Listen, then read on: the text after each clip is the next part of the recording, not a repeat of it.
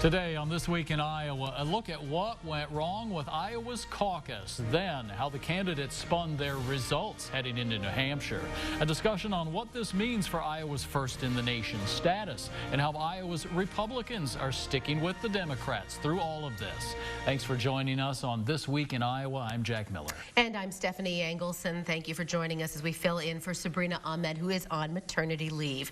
Well, you no doubt heard about the Iowa caucus results debacle, taking days to get the full results from the Iowa Democratic Party. The presidential candidates leaving Monday night and heading to New Hampshire while still in the dark about who won.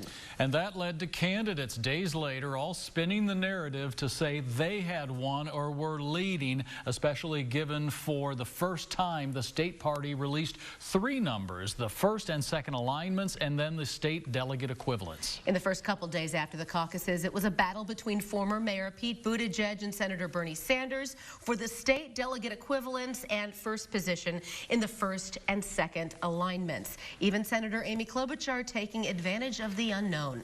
I am now in the top 5 for president. They're not complete, but results are in from a majority of precincts, and they show our campaign in first place. I'm very proud to tell you that last night in Iowa, we received more votes on the first and second round than any other candidate. And for some reason in Iowa, they're having a little bit of trouble counting votes. Oh, we now know the reason the Iowa Democratic Party had trouble counting results was due to the reporting app used by precinct chairs to relay their numbers to headquarters, developed by an out-of-state company called Shadow. After nearly 24 hours of dodging the media, Troy Price, chair of the state party, held a press conference with media in downtown Des Moines. It was the first time acknowledging a problem with the app. The bottom line is that we hit a stumbling block on the back end of the reporting of the data. But the one thing I want you to know, we know this data is accurate.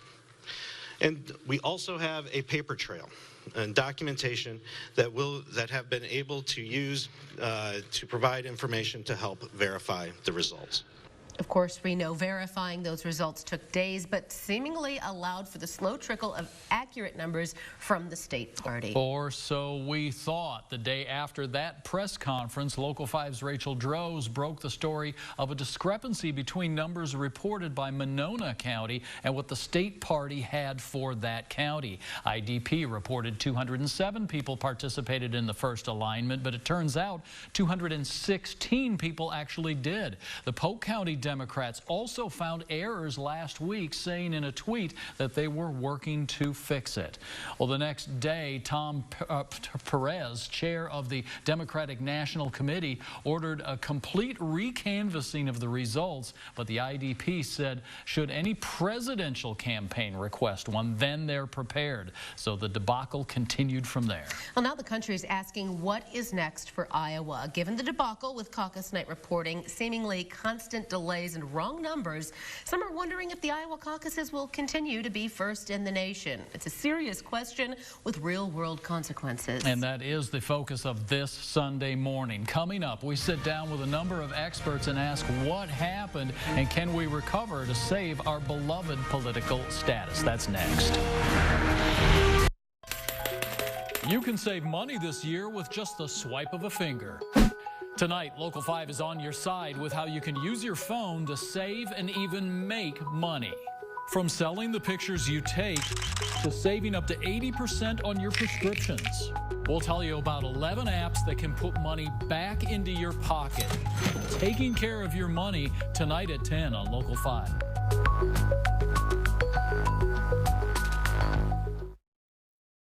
This station strives to provide quality children's programming in accordance with the requirements set by the Federal Communications Commission and by the Children's Television Act of 1990. WOI prepares a quarterly report which details our commitment to children's television.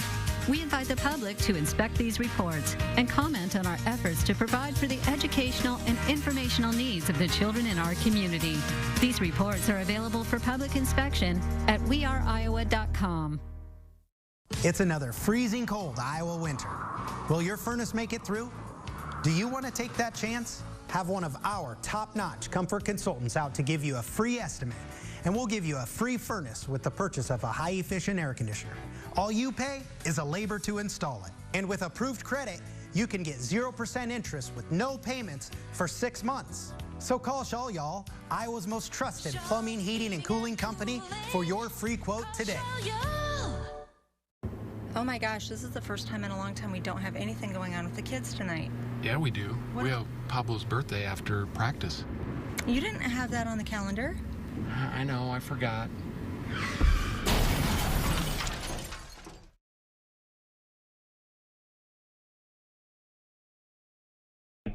If you've been hurt in a car accident, call the Bear Law Office for a free consultation.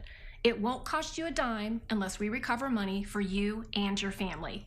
You're watching This Week in Iowa, Sunday morning talk focused on the political scene in Iowa. Welcome back, everybody. Jack Miller here, sitting in for Sabrina Ahmed. Got a couple of longtime campaign consultants here in the state of Iowa. Sitting right next to me, Craig Robinson, who has consulted Republican candidates on many levels here in Iowa. And to my far left, Pete D'Alessandro, who has consulted many Democratic candidates in Iowa, including a senior role with Bernie Sanders this current campaign cycle here in Iowa. First of all, talking about the caucus, and Pete, let me start with you because you're on the Democratic side. What was, on a 1 to 10 scale, what was your surprise that this happened? Actually, the surprise was 10, being the highest. And one of the reasons was, up until the point it happened, there were a lot of new things that were implemented that the party was actually doing very, very well. I happened to take part in one of the new satellite caucuses for folks that would be working during the caucus. And it couldn't have ran smoother. And so you were feeling really good about things. You know, we're trying some new things. They seem to be working. The communication was really good during the period of time during the election, at least from our campaign to the party. So we felt good about that. So I think it made it even more surprising that it was such an epic problem. Craig, what about you? I mean, both sides, back in 2016, to my understanding, both sides used a Microsoft app without any kind of major snags. Shadow is a much less known group. I mean, was there any question in your mind? Of course, maybe you weren't worrying about it because you guys had your own business to do on your side. Yeah, I mean, I would rate this as a 10 and a level of shock for me as well. And I think it's because typically with caucuses, what throws them off is when they are overrun by people and the caucus sites themselves are not prepared, where you run out of ballots or you run out of physical space, and you can't do that. We've done caucuses for years, have been able to tabulate results and get those results to the media in very good time. I was telling Pete earlier, when I ran the caucuses for Republicans in 2008, we thought we would have results to the media first. Democrats were having results in by 7:10, and I know in 2008 our system was basically a telephone system with some backup measures, and so this really surprised me that the problem is not from the caucus structure. What failed was a piece of infrastructure that we used to tabulate results. Okay. Full disclosure now, we are taping this interview on Thursday afternoon. It's going to air. You're watching it on Sunday morning right now. So if we say anything that seems a little bit out of time, you know, that would be why. And we don't have a lot. We could talk about this for hours, obviously. Probably what most Iowans are most worried about is, what does this mean for Iowa going forward? It seems like every 4 years there's that discussion about whether Iowa should continue to be first. Some people say this is a nail in the coffin. Other people say it's just part of the ongoing discussion. Pete, what would you say about that? Well, in past roles that I've had, every 4 years Iowa has to keep fighting for first in the nation. And in the past, really the tiebreaker, at least within our discussions, always seemed to be you know, you just do it really well. And so there's a system, maybe everyone doesn't understand it, but you seem to do it well. You open up the process for candidates that otherwise might not be able to compete because it doesn't cost as much here. Retail politics matters here. So I think those things will stay the same. The positive pieces of the 10 months, 11 months of campaigning are still those positive things. What we're going to have to answer for and come up with answers, I think, to keep it first in the nation, and I think we can, is how do we make it better and how do we solve this problem that happened this time? Yeah, it really is a unique political exercise in our country. And Craig, you guys have as much interest in preserving it as the Democrats do. I think people don't realize the caucuses are not a political election. They have actually become an important industry to our state where hundreds of millions of dollars are spent here. And I think they're worth saving. They're worth us as Iowans trying to figure out what can we do to make them better, to ensure these problems don't happen again. And I would say too is, you know, just looking at the Democrats that just caucused, you know, Pete Buttigieg and Amy Klobuchar don't have the finishes they had in Iowa if a state like Iowa doesn't go first. So, you know, of course, I think you could find 48 different states to say Iowa shouldn't go first, but you're not going to find 2 states that say, oh, this one makes sense to start in. Well, and I would add that it's a type of state where a Bernie Sanders, who relies on grassroots organizing, is able to win by 6,000 votes when it's all said and done in a strong field. So we could, as I said before, we could talk. Our time has already run out. We could talk about this for hours, but I appreciate you hitting the headlines with me, both of you. Thanks very much. Well, stick around. The delay in caucus results were spun different ways, how the campaigns tried to use that to their each individual advantage.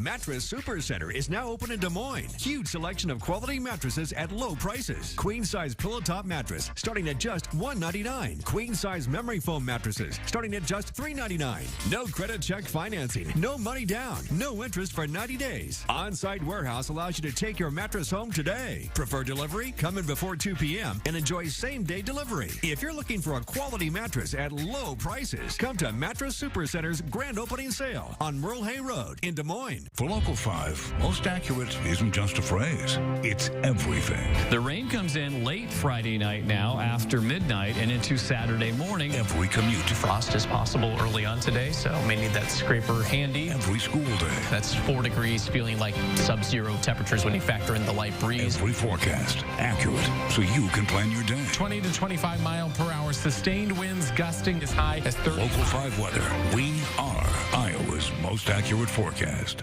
The only show to go across America. I'm from Lakeland, Florida. San Francisco. Idaho. The only show to make superstars. The winner of American Idol is Carrie Underwood. The only show to change lives. I grew up in the projects. My mother went to jail when I was a kid.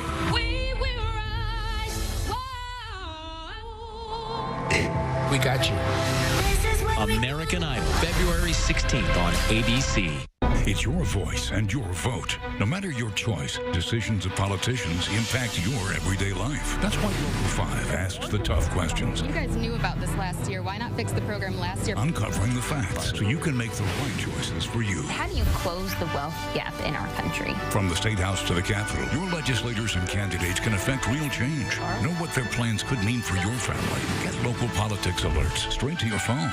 Opt in today for custom alerts on the We Are Iowa app. You're watching This Week in Iowa, Sunday morning talk focused on the political scene in Iowa. Welcome back to This Week in Iowa. I am joined now by Greg Wolf, who is an assistant professor of politics at Drake University. And you said to me this was your first Iowa caucus. So welcome to the process. It was, thank you. I bet you had a lot to talk about with your students this week. It was an interesting week. A lot of them were in a little bit of shock and awe as well, based on their experience and not knowing exactly what happened the next morning. I think a lot of people were in that same boat, especially the campaigns, because we know they often use what they find out on caucus night to fuel their message heading into New Hampshire. And we were expecting that the messages could vary on who claimed victory, because we were thinking those 3 sets of results would give different storylines. We weren't expecting no results. So what did you notice as the night went on, as they were giving their speeches? What was the spin message that was coming out of the different campaigns? Well, initially it was like, well, what's going on here? We want to be able to make a claim that we won or beat our expectations so that we can start to get positive media coverage and get some donations as we move into New Hampshire and then the states that follow to really spur their campaigns forward, especially for those who were not expected to do well here in Iowa. Like Pete Buttigieg ultimately came out and claimed victory around 11 o'clock on Monday night without any numbers coming through. But he, claimed victory early, and then it seems to be the case that he may have won the Iowa caucuses. We'll see. I think we're still at 97% reporting, between him and Sanders. And so we'll see if that actually rings true. But either way, he did better than a lot of people expected. And so he was somewhat correct in coming out and claiming victory early on. So it gave a lot of the campaigns, it seemed like all of them took it kind of as a positive message and used the moment to give themselves some momentum moving into New Hampshire. Yeah, I think all of the candidates tried to gain something out of the no results. Joe Biden released a letter saying that the party needed to be quick in telling us what the results were so that they could all move forward. And it turns out Biden's the one candidate that kind of did not live up to his expectations here in Iowa and really needs to do well in New Hampshire to carry his campaign forward. And I think the first speech we saw was from Amy Klobuchar, who was kind of late to get up there closer to the lead pack. So what was her strategy, do you think, in getting out there right away with a pretty positive message? Yeah, she's one who was still outside of the top 4 coming in and still looks like we'll finish in 5th place, but not too far behind Joe Biden. And so her strategy in coming out early was, look, I'm ready to carry on to New Hampshire, and we're going to try and come through strong in New Hampshire so we can go into South Carolina and Nevada. And, I'm here. In either way, we're going to push forward. So when the results are done, they're certified, we know who officially won the Iowa caucus. Has the moment been lost, or is there still something of use in that these campaigns can spin to propel themselves forward? I think the campaigns will treat positive news as good news and will probably ignore some of the bad news. Joe Biden's already come out and said, it was a gut punch, but we're going to try and move forward here in New Hampshire. And so I think Joe Biden will be happy to forget about the Iowa caucuses, where some of the others, especially Pete Buttigieg, will still use this as a moment if he's ultimately declared the winner to say, we're here, and really try to go from being the mayor of South Bend, Indiana, to potentially Democratic nominee. So you don't think all is lost with what happened here at the Iowa caucuses as far as the campaigns are concerned? No, I think the campaigns, they're getting some attention still here in Iowa, right? They're still in the news cycle. And so it's not completely lost. I think they were upset that they didn't get that boost right on caucus night coming out on Tuesday morning. And so we've gotten a lot of news here in Iowa based on kind of the fallout from that. The candidates have been critical of it, but they're still getting a lot of the coverage that they need anyway. Well, one thing we can always guarantee with an Iowa caucus, we're not bored. No, there's always something going on. So. Always a story to spin. Yep. I want to thank you so much for joining us today. We really appreciate your time. Thank you. And then coming up, Democrats aren't the only ones who want to stay first in the nation. How the chairman of the Republican Party of Iowa is planning to maintain the status quo. Crossroads Shooting Sports is Central Iowa's premier indoor shooting range. Our state-of-the-art retail shop is an authorized dealer that has everything you need for concealed carry, home defense, and personal protection with over 200 guns in stock. Crossroads Shooting Sports, where responsibility and skill meet. And we certainly do say good morning, America. Hit it, people. Good morning, Iowa. Thanks for joining us. A lot of smiles around here this morning. We can feel it in here, people. We can feel it. Incredible. Stop. Thanks for starting your day with us. We're going to celebrate. We got it all. A big morning in Times Square. So much excitement. Makes you feel good, though. Yeah, that's how I feel every morning. Oh, yeah. That's pretty good. You don't want to miss that. This is going to be good. In the Army National Guard, family means everything. Our parents, they were really supportive that all 5 of us would join. I got my education because of the Guard. I got to travel a little bit and experience a whole different culture. It helped me get my job, it helped me pay for my house. Being part-time really helped because I could have some opportunities that were still in education. Serving part-time in the Army National Guard instills pride that you and your family will share. Visit NationalGuard.com to learn more about part-time service. A brutal assault that went viral. Exclusive interviews with the attacker. I've never put my hands on a woman before. According to Brianna, 3 attacks happened that night. His mother. He's telling you that he didn't remember doing any of this. And the victim's sister. She'd been beaten. Violently beaten. If I was not drunk, I would not have done that. Alcohol's not an excuse. All new Dr. Phil. Monday at 4 on Local 5.